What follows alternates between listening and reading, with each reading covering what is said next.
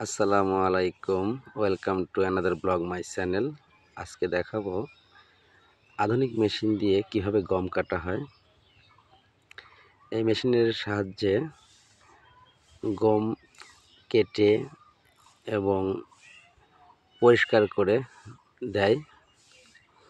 এই দেখেন, এভাবেই গম এক সাইড দিয়ে তুলে নিয়ে যাচ্ছে এবং ভিতরেই গম প্রসেস করে গমের যে কাকসা পিছন সাইড দিয়ে জমিতেই ফেলে দিচ্ছে।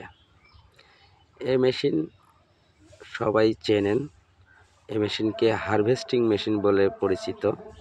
এই দেখুন, গম এক সাইডে তুলে মেশিনের মধ্যেই প্রসেস করে দিচ্ছে এবং এই হারভেস্টিং মেশিন খুব অল্প সময়ে 1 বিঘা জমির গম কেটে ফেলে।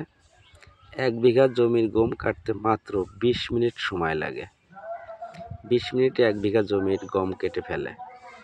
কেটে আবার দেখুন ড্রামের মধ্যে গম জমা হয়েছে, এটাকে আবার বস্তা করার জন্য কিন্তু খুব সুবিধা। সেই সিস্টেম করেই মেশিনটা তৈরি করা হয়েছে। এই দেখেন, গম বস্তা করা হচ্ছে।